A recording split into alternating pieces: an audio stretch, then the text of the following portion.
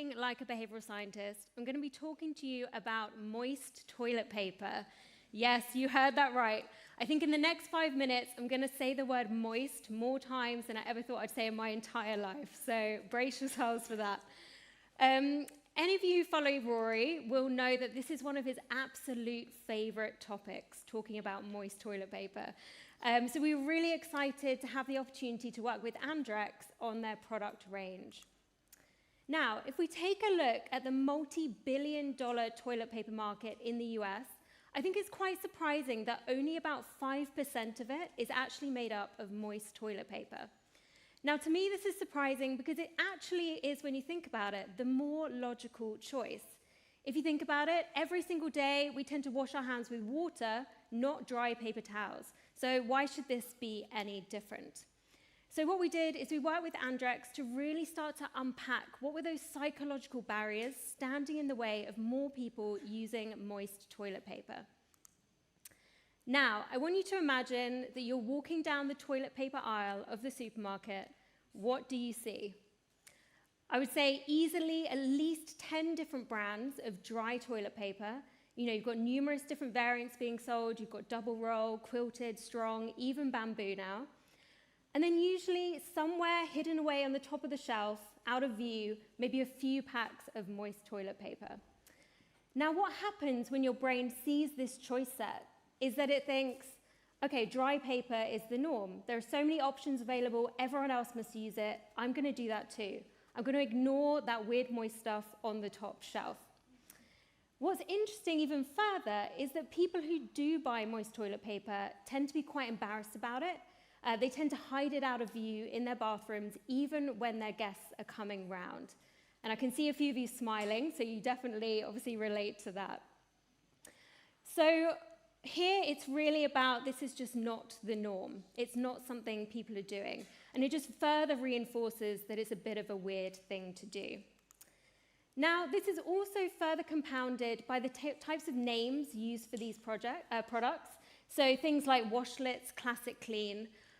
I think we can all agree that they're a little bit ambiguous and that the use case and the benefit isn't immediately obvious.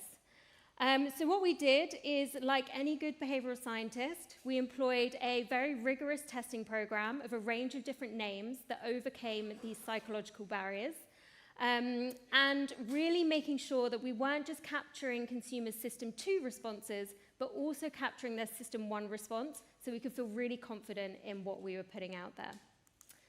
So we're going to play a game, much like you did with Jordan's Odeon case study this morning. We've got here the control category name, which is washlets. I'm going to show you 3 other variants that we tested and ask you to vote on which one you thought was the winner. So first up, we have hygiene wipes. So here we use relative framing to help people associate the product with the more familiar world of hygiene and personal care. Next up, we have daily wipes. So here we're using priming to really help consumers to start to see this as part of their daily routine. And then last up, we have refreshing wipes. So here we're using simulation to help consumers really feel like they know the benefits, help them imagine the benefits of using the product. So for anyone online, if you can type in the chat which one you think is the winner, and in the room, we're going to go on loudest round of applause. So I'd love a round of applause, first off, if you think hygiene wipes. Okay. Round of applause for daily wipes. And a round of applause for refreshing wipes. Ooh. This is a tough one. I would say that was fairly equal, actually, but maybe refreshing, I'm going to say, tipped over the edge a little bit. Okay, let's have a look at the results. The winner was actually hygiene wipes, so about a third of you got it right. This actually listed the strongest intent to buy from consumers. And why this is working so well is because it's really strengthening that mental association between the product and the category of toilet paper by leaning on that familiarity of hygiene and personal care. So really strengthening that mental association. We did one last thing to strengthen that mental association even further, and that was changing the product name from Classic Clean to Ultimate Fresh. So here, really leaning into the number one benefit that consumers want to see from this category, again, so they more strongly associate it with it. And this is how it all came together in the final packaging. It's now been rolled out, so next time you're walking down the supermarket aisle or you're in your friend's bathroom, see if you can spot it. And before I head off the stage, just to say, remember to think like a behavioral scientist. Make sure you take the time to unpack those psychological barriers as well as the logical ones, because that's going to really enable you to unlock new ways to name, frame, and communicate about your products and services.